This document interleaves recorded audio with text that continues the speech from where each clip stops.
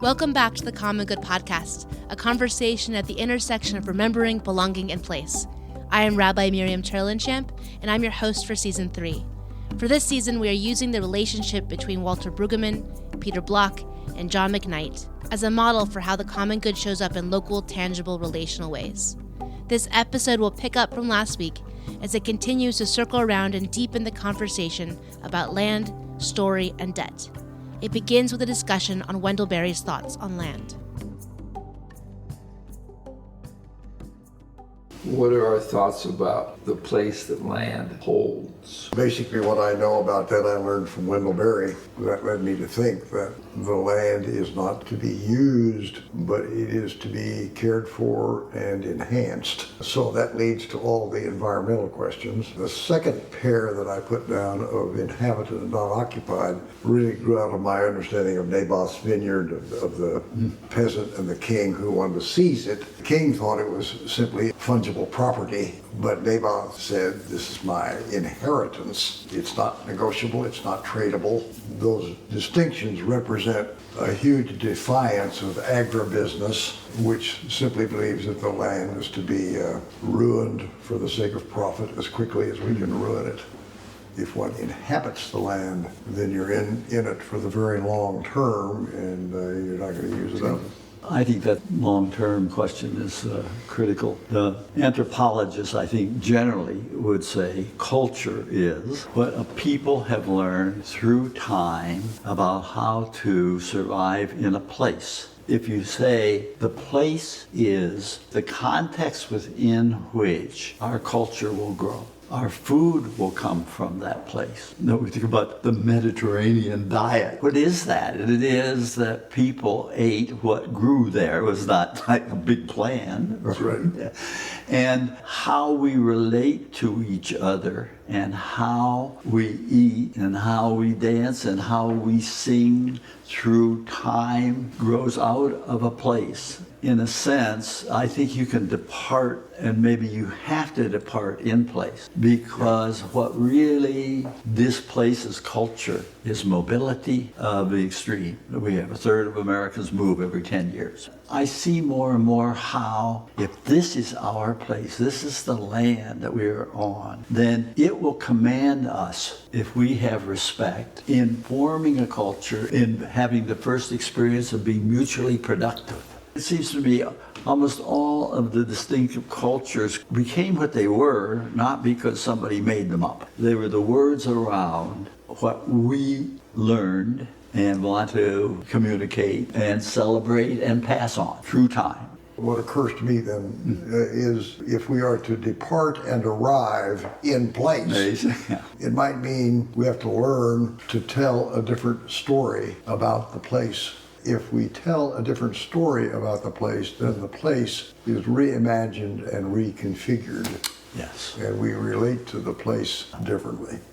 The land story of the empire is the land is designed for speculation and generating surplus.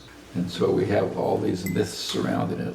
The myth of home ownership. That was a privilege given to returning veterans after the war and denied to African Americans and everybody else. And we said a chicken in every pot. And so the key, people explain the wealth disparity because of home ownership. To me, in the wilderness, we take land out of speculation. That we control the land collectively, knowing we're not going to make a dime from it. Not a dime. We can be productive on it, we can grow things on it, I can build houses on it, but the land itself will be permanently back to the commons pre-enclosure, and it's available now. It doesn't make that simple, because we're not used to operating collectively. It's about land trusts, common land, and common use, and co-housing, and all that stuff falls in it. But the clearest sentence I heard was we want to bank the land and remove it from speculation. And I agree, because I care for the commons and I need a place where I can build a memory. A lot of us don't have a memory. It takes us a while to accumulate the memory, to construct a culture. Some of us are lucky that I have a memory of a culture. A lot of people don't. If you're moving every 3 years, if we're displacing blacks in Cincinnati every 15 to 20 years for the sake of land development, the only displacement to me is the modern plantation. Just that simple. How can I produce my own well-being if somebody next to me is economically isolated. And that's why the common good is a vague enough thing to hold both these things. I don't see how I can construct a neighborhood if I'm surrounded by economic isolation. I have to welcome in. And the beauty of the economic isolation language is the first step is a welcome. Mm-hmm. It's not funding. It's not a minimum wage. Minimum wage won't do anything. It'll help. I'm not against it. It shifts the whole narrative. Is that if I call people economically isolated, then it leads me somewhere. So when I see a homeless person, I say, what do you know how to do? Mm-hmm. And I would never call them homeless any more than I call myself housed. When people say, well, here's my project, how does it fit in? It doesn't matter. I know that you're going to do your project of imagining, whatever you're doing, your clergy, whatever you're doing, you're going to do it with other people. Yeah. Right. As soon as you do it with other people, you're going to say, what's going to make this place better?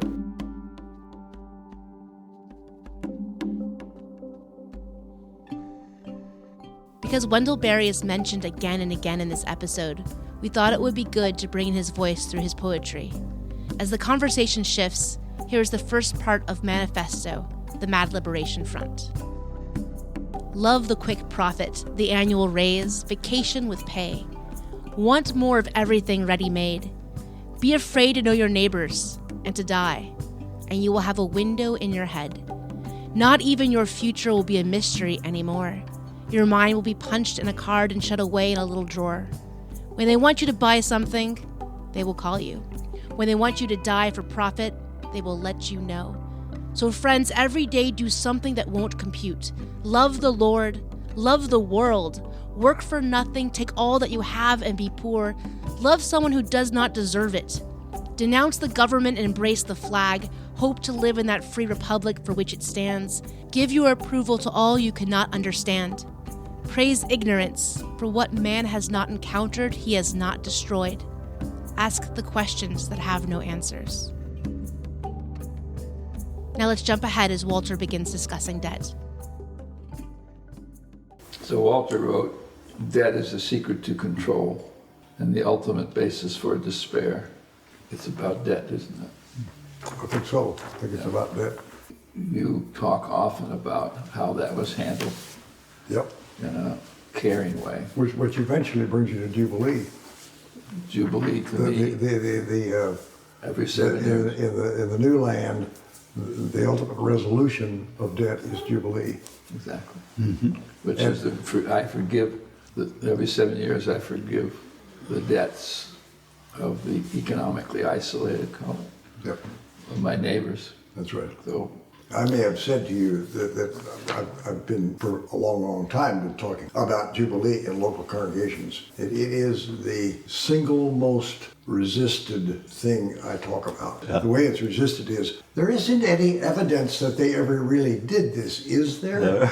There was a period when banks were limited to interest to 5% in my lifetime, and the banks were utilities, and money wasn't the point. I just want to make it unimportant, and I want to stop collectively measuring it as a measure of well-being. Well-being is money's one aspect. I was thinking this morning, Maslow was wrong. Maslow's hierarchy of needs was that unless your physical needs are satisfied, social needs won't mean anything, relational needs won't mean, and you don't have a shot at self-actualization unless you climb this hierarchy successfully. That is the basis of a consumer culture. Mm-hmm. So in some ways we want to invert it. Yeah.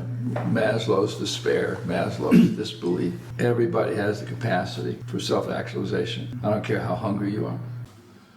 So if you took Maslow's pyramid and you made it into a neighborhood circle, what would some of the slices be? How connected am I would be the center. Am I alone or not? Am I doing anything that helps the neighborhood? Can I get most of what I require by walking? Are we raising our children together and using the school building as an aid? Another thing about debt, if you could imagine a world of abundance, there would be no debt.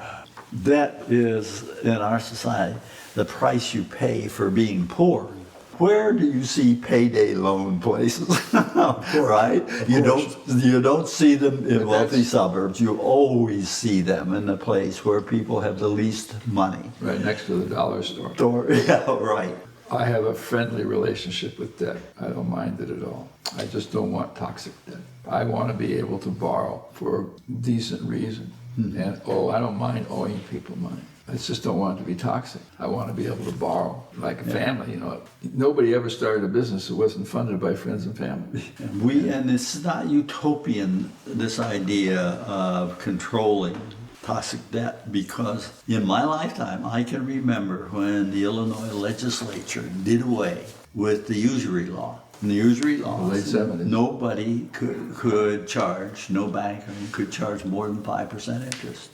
And that was everywhere. So we have, I think, a real live history that we could uncover and make much more visible. I would also add in the money conversation that endowments are scarcity monuments. And the idea that I'm going to accumulate enough money, and the churches now, you can't touch that money, they're gold. In my departure world, I would put a sunset clause on any accumulation of money. Thomas Jefferson felt that when you died, the money should go to the state. And my favorite story is a local Presbyterian church who calculates if they don't spend any of their endowment, they can survive for 17 and a half years without parishioners. The first story in the wilderness in Exodus 16 is manna, and it is about an abundance of food. What it says is, some gathered little, some gathered much, and all had exactly what they needed. No debt. That's right. And if you took too much, it rotted. That's right. Right. That's exactly right. So that's a usury It law. rotted, Right. it rotted, and it got worms. Moses just pounds at that. Yeah. No endowments. Yeah. The other tradition is gleaning. And so every 7 years, we don't pick up the remains after the harvest. We leave it for other people to gather and benefit from. That's right. Particularly widows, orphans, and immigrants. Exactly, which is all of us. Which is the contrast to the Terminator gene or seed, that if Monsanto sells you a seed with its rot-resistant, bug-resistant, you can't use it again. And that's what's killing the land. In a neighborhood, in neighborly agriculture, farmer saves the seed out of his own produce for the next year. Exactly. Now they've been taken to court for doing that. Right. Monsanto has taken farmers to court.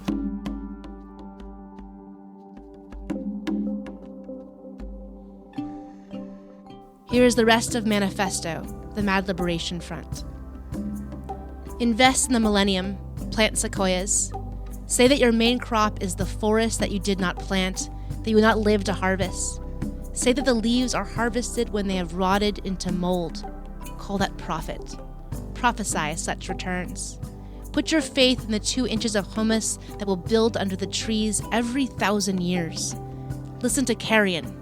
Put your ear close and hear the faint chattering of the songs that are to come. Expect the end of the world. Laugh. Laughter is immeasurable. Be joyful, though you have considered all of the facts. So long as women do not go cheap for power, please women more than men. Ask yourself, will this satisfy a woman satisfied to bear a child? Will this disturb the sleep of a woman near to giving birth? Go with your love to the fields. Lie easy in the shade. Rest your head in her lap. Swear allegiance to what is nighest to your thoughts. As soon as the generals and the politicos can predict the motions of your mind, lose it. Leave it as a sign to mark the false trail, the way you didn't go.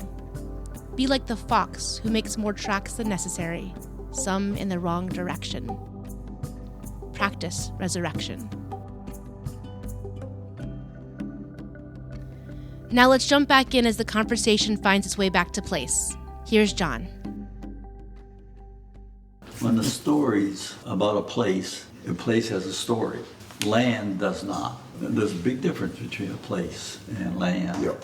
Place has habitation associated with it. We know here what we do, and it's embodied in a story. Welcome to our neighborhood. Let me tell you the story here. I see that so strongly builds affinities and connectedness and the growth of mutual commitment. The story ain't gonna happen without a story. Right. It's a very powerful text in Deuteronomy that says, when you come into the good land and you eat grapes from vineyards you did not plant, and you drink water from cisterns you did not hew, and so on. Take heed lest you forget. Affluence produces amnesia. And the challenge is to bother with an investment of memory when you are so affluent that you can flood your life with commodities. In the extreme, people will own 7 homes. So are you saying that surplus diminishes the capacity to build story? That's right. Oh, I think so. It isn't inevitable, but it's certainly tilted. The intended or unintended consequence of a consumer culture, knowledge culture, philanthropic culture. One is it makes us think we're alone. The second is it makes you think you're crazy. What's the matter with you? The third is it makes you think there's something wrong with you. So to me, self-improvement is an act of violence. And it's a large industry. And I supported it and benefited from it. Talking about coming into the commons. You need to care about something, and you will find out that you're not alone. And you're not crazy. And there's nothing wrong with it. Nothing wrong with it. And once I discover it, then you and I can create anything we want. And it doesn't have, a neighborhood's a concept, it's a construct. I don't know, I live in a neighborhood next to other neighborhoods in a city, a world. Maybe some people don't like, it's not about a neighborhood, it's about neighborliness. And I think that's the invitation. Otherwise, you will never find meaning.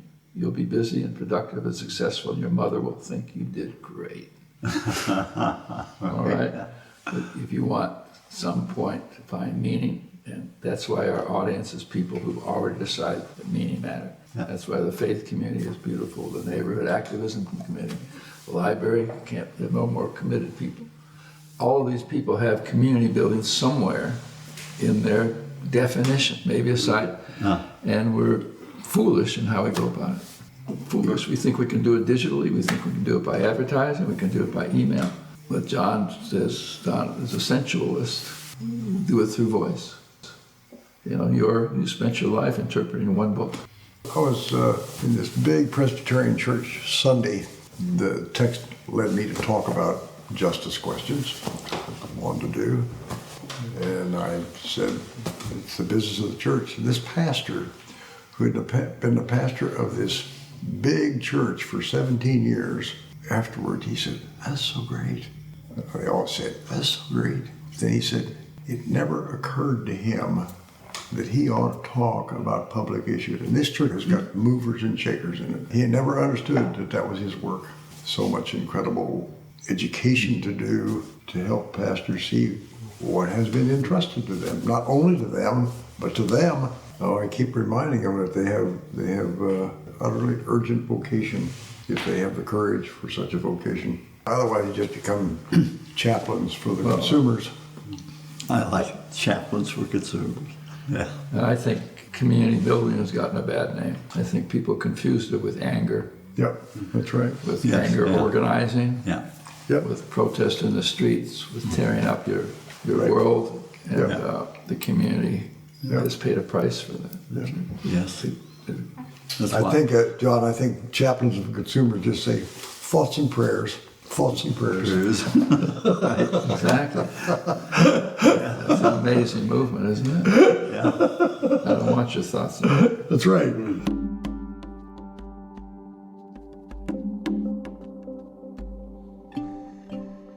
Thanks for listening. You can learn more about the work of Walter, Peter, and John, as well as the Common Good Collective at commongood.cc.